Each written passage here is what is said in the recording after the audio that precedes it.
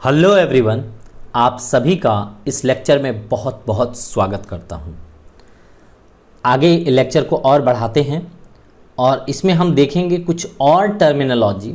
Last lecture में भी हमने बहुत सारे टर्मिनोलॉजी देखे थे जो कि इम्पॉर्टेंट है, कहीं भी डायरेक्टली 1 मार्क्स में या मतलब 1 मार्क्स में क्या 4 मार्क्स में भी आ सकते हैं, क्योंकि इवन जेईई मेन एडवांस और नीट वगैरह में भी क्वेश्चन आ जाते हैं। एडवांस की बात नहीं करें, लेकिन हो सकता है किसी स्टेट लेवल पे बैठ रहे हो या जेईई मेन में बैठ रहे हो, तो ये सब में बहुत सारे जगह पे एग्जाम में आते हैं क्वेश्चन, डायरेक्ट क्वेश्चन बनते हैं इस पे। तो ये सब भी टर्मिनोलॉजी आपको पता होना बेहद ज़रूरी है। तो उसमें से एक है सम अदर टर्म्स की बात कर लेते हैं। टर्मिनोलॉजी तो हमने आपको कुछ कुछ बताए हैं, सम अदर टर्म्स भी देख लेते हैं। जैसे मान लीजिए कि हम टिपिकल एलिमेंट की बात करें। So what is typical element? Typical element simply हम उन्हें कहते हैं जो थर्ड पीरियड के एलिमेंट हैं 18th ग्रुप को छोड़ करके। 18th ग्रुप को छोड़ दें यानी कि आर्गोन को छोड़ दें, थर्ड पीरियड में तो वही आता है भैया। थर्ड पीरियड मतलब कहाँ से लेकर के कहाँ तक? सोडियम से लेकर के magnesium, aluminium, silicon, phosphorus, sulphur, chlorine तक, यहाँ तक है ना। ये आपको आ जाएंगे टिपिकल एलिमेंट में। So why we call it typical? Typical कहने का मतलब है कि यहीं से कोई भी ग्रुप में, जैसे मान लीजिए फर्स्ट वाले ग्रुप में है hydrogen, lithium, sodium, potassium, rubidium, caesium, francium. Sodium जो आता है वो एल्कली मेटल में आता है। और आप देखेंगे कि लिथियम की जो प्रॉपर्टीज़ होगी वो एक्चुअल में सारे ग्रुप से पूरी तरीके से नहीं मिलता है, बट सोडियम की जो प्रॉपर्टीज होगी वही एज इट इज़ लगभग सारे एलिमेंट्स के उसके नीचे वाले एलिमेंट्स की प्रॉपर्टीज होगी। यानी कि इवन कहने का मतलब है कि उसके पूरे फैमिली की प्रॉपर्टीज यहीं से आपको पता चल जाता है, थर्ड पीरियड के एलिमेंट से पता चल जाता है। इसीलिए हम इसको टिपिकल एलिमेंट कहते हैं। जबकि सेकेंड पीरियड के एलिमेंट को आगे बताऊंगा कि वो एनॉमलस बिहेवियर शो करते हैं, यानी कि अपने अपने ग्रुप में वो लोग थोड़ा डिफरेंट बिहेवियर शो करते हैं। मैं ये नहीं कहता हूं कि पूरी तरीके से, कुछ है ना। तो यहाँ पे हम टिपिकल का सिंपल सा मीनिंग क्या समझेंगे कि वैसा थर्ड पीरियड का एलिमेंट, मतलब थर्ड पीरियड के एलिमेंट इन जनरल अपने ग्रुप के प्रॉपर्टीज को रिप्रेजेंट करते हैं एक तरीके से। अगर आप थर्ड पीरियड के एलिमेंट के प्रॉपर्टीज को देख लिए तो मतलब नीचे वही शो कर रहा होगा ऑलमोस्ट, है ना। So element of third period, right, ये जरूर दिमाग में रखें, which shows properties of respective groups. Next बात करते हैं ब्रिज एलिमेंट की। As it is very clear from the name bridge. Bridge किसे कहते हैं? जैसे मान लीजिए ये एक रोड है और ये एक रोड है। इस रोड को इस तरीके से जो कनेक्ट कर दे ऐसे करके कि यहाँ से आप व्हीकल चला करके ऐसे जा सकते हैं, इसी को आप ब्रिज कहते हैं। और नीचे भी अगर सड़क रहती है तो नीचे से भी लोग पास होते हैं इस तरीके से, आगे से पीछे से, है ना। तो ये ब्रिज कहलाता है। यानी कि दो जगहों को जोड़ना, या दो नदी हैं यहाँ पे एक नदी ऐसा, एक नदी यहाँ पे, उसको ब्रिज से इस तरीके से जोड़ना ही क्या कहलाता है? Bridge element. ऐसा यहाँ पे भी है, पीरियोडिक टेबल में भी ऐसे ब्रिज एलिमेंट पाए जाते हैं, ठीक है। तो यहाँ पे simply element which act as a bridge, that is their properties are combination of two different groups. यानी कि इसकी और इसकी कॉम्बिनेशन ही होगी ये वाला ब्रिज। दोनों की प्रॉपर्टीज वहां पे आपको देखने को मिलेगा, तभी उन दोनों को कनेक्ट कर पाता है वो ब्रिज एलिमेंट के तरह, ठीक है। अब इसी तरीके से अगर आप देखना चाहें यहाँ पे तो आपको ये पता चलेगा कि दो तरीके से ब्रिज एलिमेंट को हम बता सकते हैं, लेकिन मेनली हम फोकस्ड करेंगे थर्ड पीरियड के एलिमेंट्स पे। क्या है कि as per the Mendeleev's periodic table, Mendeleev's periodic table जब था ना, उसी समय ये ब्रिज एलिमेंट का कॉन्सेप्ट दिया गया था। सो थर्ड पीरियड के एलिमेंट्स जो होते हैं, जो थर्ड पीरियड के एलिमेंट्स हैं, यही जनरली ब्रिज एलिमेंट्स कहलाते हैं, because they act as connecting link, है ना। उन दोनों के बीच में एक कनेक्शन का काम करता है, इसीलिए थर्ड पीरियड एलिमेंट्स को आप क्या कह सकते हैं? Bridge elements, right. मैं अभी एग्जाम्पल के तौर पे आपको दिखाऊं तो देखिए ना, ये वाला जो एग्जाम्पल आप देख पा रहे हैं सोडियम वाला। सो यहाँ पे एग्जाम्पल क्या है, आप पीरियोडिक टेबल में भी डायरेक्टली जा कर के देख सकते हैं। आप जब भी पीरियोडिक टेबल पढ़ रहे हो, ये पीरियोडिक टेबल आप अपने साथ में ज़रूर रखें, सो दैट आपको ईजिली समझ में आए चीज़ें। यहाँ पे देखिए, ये फर्स्ट ग्रुप मैंने लिखा है एल्कली मेटल, ठीक है। यहाँ पे first period, second period and this is third period का element, that is sodium. Sodium यहाँ पे ब्रिज की तरह काम कर रहा है। मेंडलीव्स पीरियोडिक टेबल खोल करके देखें आप, आपको पता चल जाएगा कि उन्होंने 1A यहाँ पे क्यों बोला था इसको और ये 1B क्यों बोला था। तो दोनों में क्या है, 1 ग्रुप आ गए, सेम ग्रुप से बिलोंग करते हैं, ठीक है। यानी कि potassium, rubidium, caesium, according to Mendeleev's periodic table में जाकर के ये देखोगे तभी मिलेगा। वहीं पे सेम ग्रुप में आपको यहाँ पे पोटेशियम एंड कॉपर, ये सेम ग्रुप के अंदर रुबिडियम, सीजियम, सिल्वर, AU, ये सब कुछ सेम ग्रुप में मिलेगा। इसीलिए उन्होंने क्लासिफिकेशन इसी तरीके से करी थी। हालांकि ये मॉडर्न पीरियोडिक टेबल में जाकर के फिर सेपरेट हो जाता है, पोजीशन इसकी अलग जगह पे रखी जाती है, बट मेंडलीव्स पीरियोडिक टेबल में आज भी आपको ऐसा ही देखने को मिलेगा, राइट है। तो मेंडलीव्स के अकॉर्डिंग हमने थर्ड पीरियड को कह दिया। अच्छा, मॉडर्न थ्योरी के अकॉर्डिंग क्या कहेंगे, लॉन्ग फॉर्म पीरियोडिक टेबल जो है, ये मॉडर्न पीरियोडिक टेबल के अकॉर्डिंग हम क्या बोलेंगे। तो सेकेंड पीरियड के एलिमेंट जो होते हैं ना, वो एग्जिबिट करते हैं डायगोनल रिलेशनशिप। जो सेकेंड पीरियड का एलिमेंट है वो डायगोनल रिलेशनशिप एग्जिबिट करते हैं, वो भी समटाइम्स ब्रिज एलिमेंट के तरह बिहेव कर सकते हैं, ठीक है। तो ये ब्रिज एलिमेंट का एक्चुअली एग्जाम्पल्स है, ठीक है। तो मेनली थर्ड पीरियड आप दिमाग में रखना, ज़्यादातर यहीं से आपके आंसर आ जाते हैं। बाकी डायगोनल रिलेशनशिप एक नया टर्म आया है, ये क्या होता है, आइए इसको समझने की कोशिश करते हैं।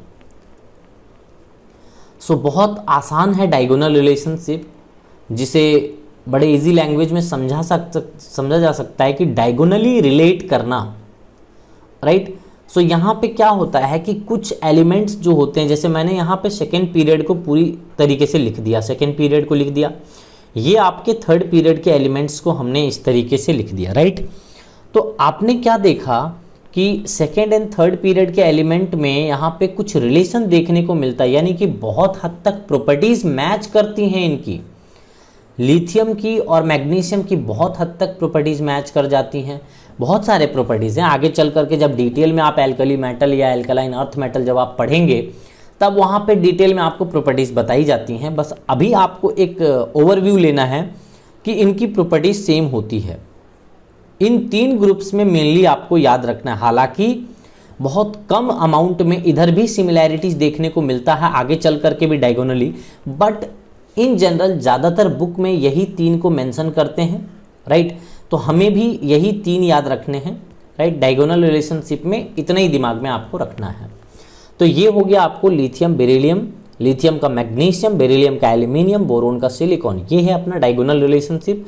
और इसका रीज़न दिया जाता है कि ऐसा क्यों होता है कि इनकी प्रॉपर्टीज़ मैच कर जाती है।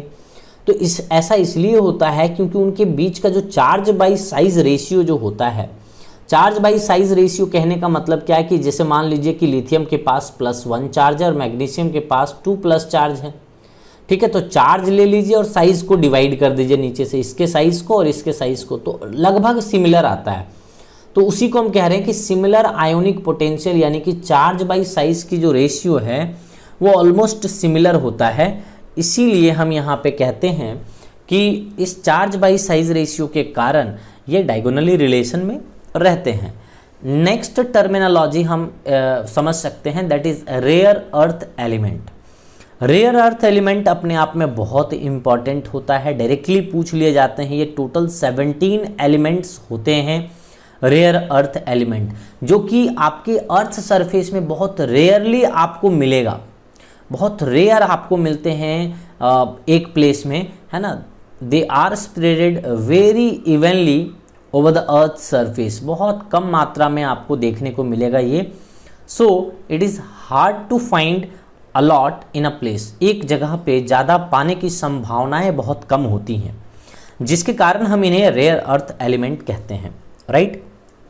अब यहाँ पे देखिए, एटॉमिक नंबर 58 से लेकर के 71 तक के एलिमेंट्स को हम यहाँ पे कहते हैं रेयर अर्थ एलिमेंट, और इसके अलावा स्कैंडियम, यट्रियम इसको कहते हैं। तो चलिए मैं कुछ यहाँ पे एक बार पीरियोडिक टेबल खोल करके आपको थोड़ा सा ओवरव्यू कराता हूँ कि ये सब कहाँ हैं, राइट। तो चलिए एक बार देखते हैं। अब आप यहाँ पे देख सकते हैं कि मैं कहाँ की बात कर रहा था। जैसे मैं इन सभी एलिमेंट को रेयर अर्थ एलिमेंट बोला था, जैसे स्कैंडियम है ना, यट्रियम एंड लेंथेनम, ठीक है।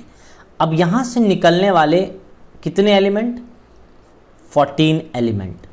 देख लो लेंथेनम से ही निकला है, क्योंकि यहाँ ये 58 एटॉमिक नंबर है और ये 71 है, ठीक है। तो यहाँ पे आप जब काउंटिंग करेंगे तो ये 14 एलिमेंट आपको मिल जाएंगे। तो 14 और ये 3 तो कितने हो गए, यहाँ पे टोटल एलिमेंट हो गए 14 और प्लस ये 3 ऊपर में स्कैंडियम, यट्रियम एंड लेंथेनम है ना, तो इसको हम बोलेंगे 3। तो कितने हो गए टोटल 17। यही कहलाते हैं rare earth element, rare earth element. अब आपको यहीं पे अगर डायगोनल रिलेशनशिप देखना है तो देख लीजिए कि ये लिथियम है, ये मैग्नीशियम है, राइट। और यहीं पे आपको देखना है तो ये बेरिलियम है, तो बेरिलियम के साथ में यहाँ पे एल्यूमिनियम का आएगा यहाँ पे डायगोनल रिलेशनशिप उस तरीके से। फिर बोरोन का सिलिकॉन के साथ में आएगा डायगोनल रिलेशनशिप। तो ऐसे करके आपको यहाँ पे देखना होता है, राइट। आई थिंक आपको ये जरूर समझ में आ गया होगा। आगे हम देखने वाले हैं कि हम 100 एटॉमिक नंबर के बाद IUPAC IUPAC nomenclature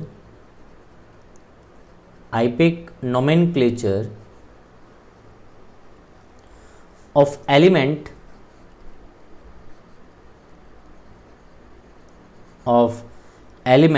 greater than 100 atomic number, greater than 100 atomic number। मैं आपको यहाँ पे एक बहुत ही इम्पॉर्टेंट चीज़ बताने की कोशिश कर रहा हूँ, समझिएगा गौर से थोड़ा सा। 100 एटॉमिक नंबर के बाद भी एलिमेंट्स के एटॉमिक नंबर पूछ लिए गए हैं नीट 2020 की। जी हाँ, इस बार की बात कर रहा हूँ।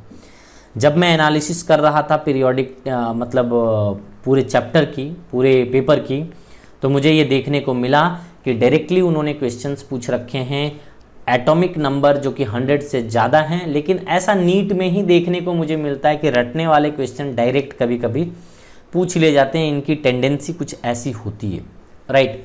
तो ये इसके लिए भी आपको तैयार रहना है।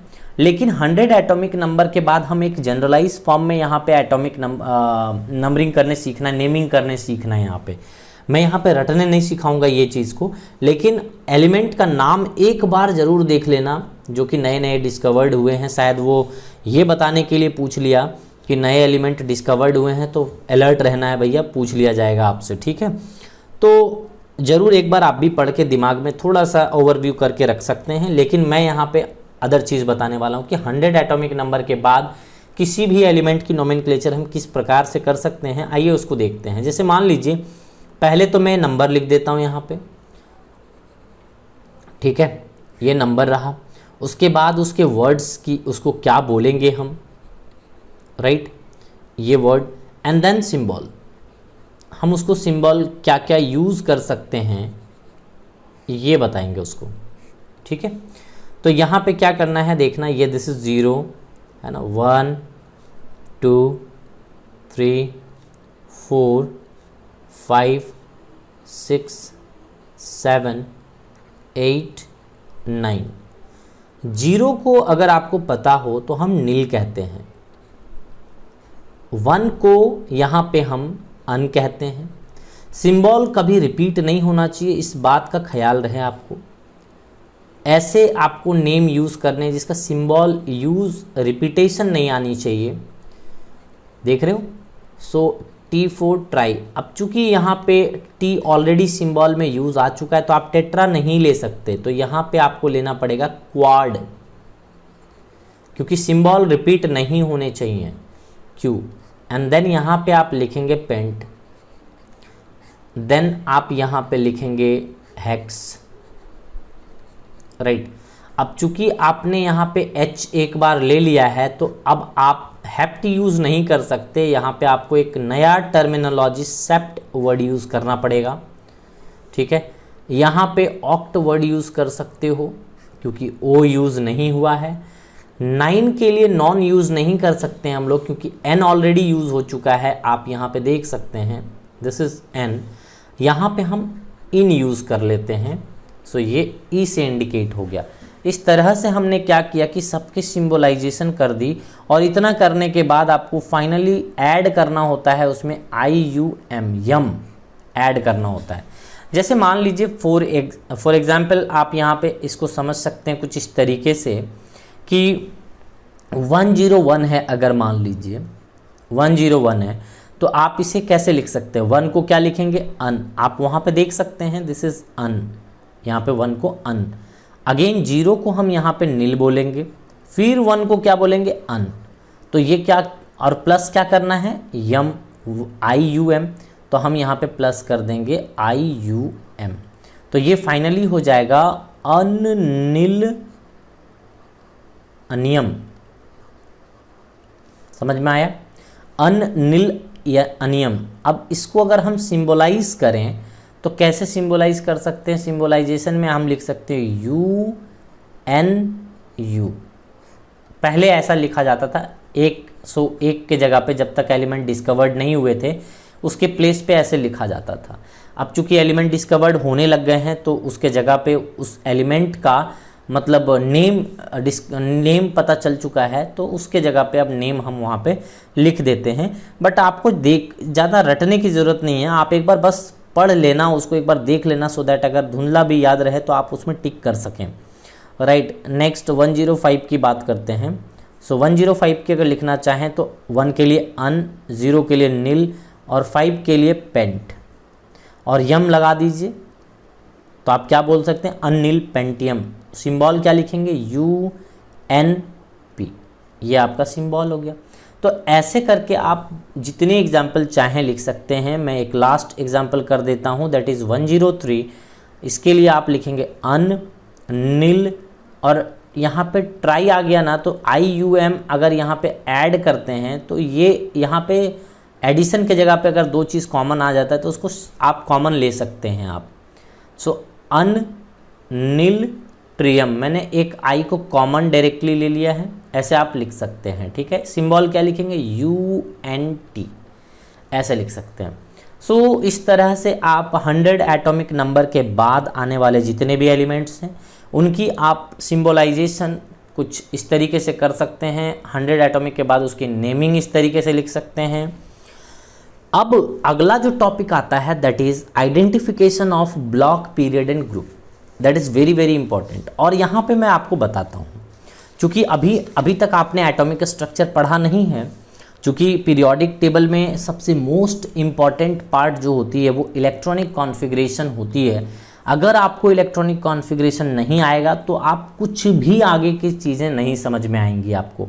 So electronic configuration one of the most important thing entire the chemistry, बहुत इम्पॉर्टेंट चीज़ है, वो आपको टिप पे होना चाहिए, बहुत बेसिक चीज़ है। तो अगर आपको आता है इलेक्ट्रॉनिक कॉन्फ़िगरेशन, तभी जाकर के आप identification of block, period, group समझ सकते हैं, तभी जाकर के आप एटॉमिक रेडियस समझ सकते हैं, आयोनाइजेशन पोटेंशियल समझ सकते हैं, इलेक्ट्रॉन एफिनिटी समझ सकते हैं, इलेक्ट्रोनेगेटिविटी समझ सकते हैं। ये सब प्रॉपर्टीज जितने भी मैं कह रहा हूँ ये तभी आपको समझ में आएगा जब आपको बहुत अच्छे तरीके से electronic configuration and quantum number का आपको पता हो। तो मैं इसके बाद लेक्चर जो बनाने वाला हूँ वो electronic configuration and quantum number, पहले क्वांटम नंबर आपको पढ़ना पड़ेगा, देन इलेक्ट्रॉनिक कॉन्फ़िगरेशन पढ़ना पड़ेगा, एंड देन आगे चल करके identification of block, period and group कर पाएंगे हम लोग।